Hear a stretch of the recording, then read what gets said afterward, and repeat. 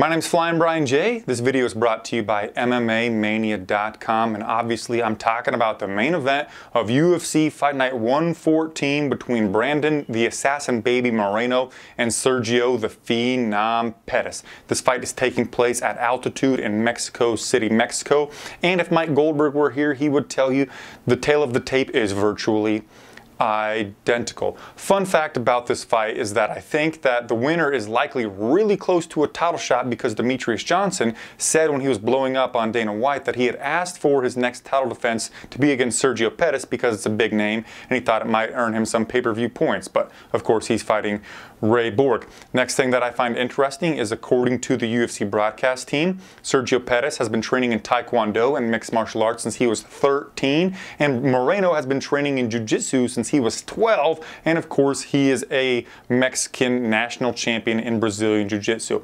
So about the matchup. Sergio Pettis, with his background in Taekwondo, is a masterclass at manipulating distance, manipulating spacing with his footwork, and throwing his strikes in combination and transitioning from kicks to punches and back again, and then maybe even mixing in some takedown attempts with a vast amounts of fluidity and dynamism. The guy might throw an inside low kick to a straight to a left high kick and then just use his footwork to get right out of the range of his opponent's counterattack and then come right back in with a straight punch and then just mix it up from there. So he's not just throwing 3 strikes at a time, which that would be a decent combination. He's throwing multiple strikes in a row, meanwhile using his footwork to get away from his opponent's counters.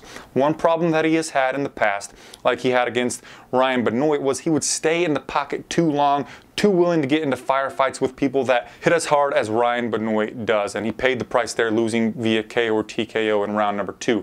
Also, I mentioned his fluidity with switching from facets of combat, from his striking to his grappling. He's got decent takedowns, and they come with a lot of quickness, just like his strikes do.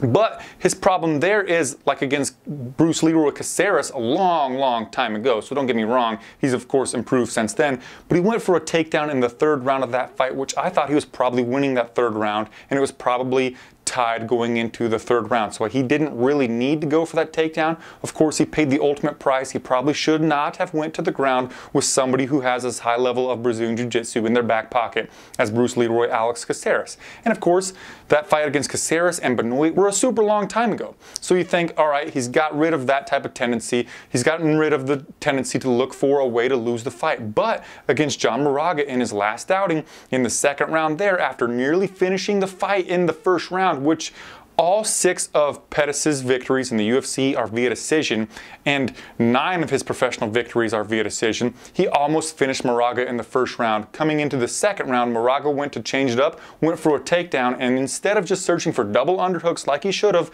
Pettis went for an ill-advised guillotine choke submission attempt, which put him on his back. Ultimately, he didn't spend too much time there, but that showed me a little bit of lapse in his judgment. Moving over to the Assassin Baby, Brandon Moreno. This guy's striking is kind of sloppy. It's nowhere near the level of Pettis', but it is serviceable. He rips a good hook to the body. He's got a very intelligent lead hand. He closes spacing really well, and even though I mentioned the tail of the tape is virtually identical, as Goldberg would say, it seems like the length advantage would be in favor of Moreno. He's longer, he's more like a Gumby figure, and he stands kind of sideways.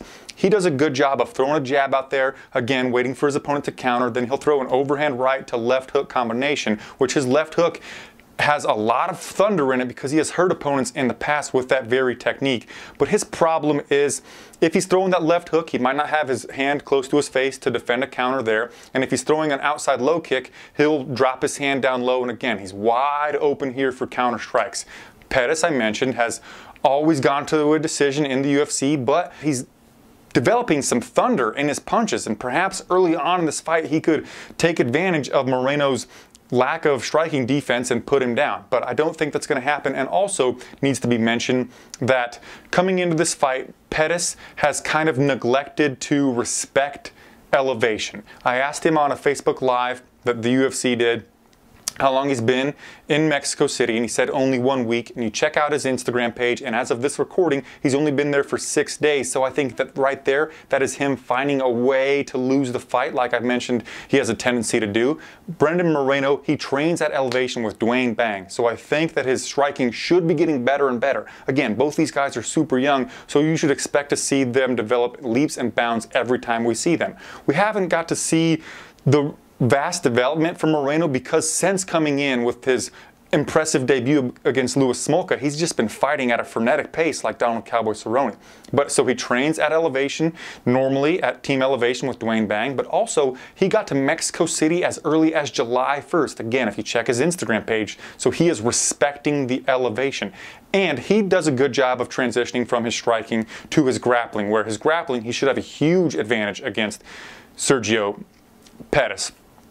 And he does a really good job of feints. He is kind of annoying with the barking that he does, you know, like kya, like Holly Holm, but he will use those kyas to not only, he does them sometimes when he's actually throwing a strike, but he'll do them sometimes when he's not throwing a strike, and it's varied for when he's going to do a kya. So he uses that noise to do a feint, and he also does actual physical feint. So that's fun right there. So he might pull a strike out of his opponent, then go in for a takedown, and he's really good at getting double legs, and he's got a lot of power where he picks his opponent completely up off the ground and puts them on their butt in a place where they can't just scoot their back up to the fence. And if he gets the fight to the ground, he's got them long limbs, and he's incredibly opportunistic with his submission ability. He might be the most opportunistic submission threat in the flyweight division. So who am I picking? Obviously, if Moreno can't get the fight to the ground early and he doesn't heed the dynamism in the striking and the thunderous power that I think Pettis is developing in the stand-up game, it could be disastrous for Moreno. But really what I think happens here is because Pettis didn't respect the elevation, I think once the fight gets to the third round, because it's not really likely if you just look at Pettis' history that he's going to get a finish, Moreno's going to start to take over, Pettis is going to start to wilt a little bit, and I think Moreno gets the fight to the ground and pulls out a submission in round number 4 of this fight. So my official pick is the Assassin Baby via submission, via probably, oh, I don't know, maybe guillotine choke when Pettis goes for an ill-advised takedown in the 4th round because he's a little bit tired and Moreno's going to sink in that baby. Or perhaps he could get the back of Pettis and get a rear naked.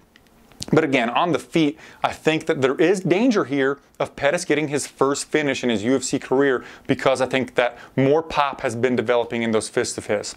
But in the end, yeah, I've got to go with the guy that has respected the elevation more, not like Rick Little or something like that. And I've got the Assassin Baby 4th round submission. Tell me who you're picking in the comment section down below. Please give the video a thumbs up. I'll see you on my next one. Namaste.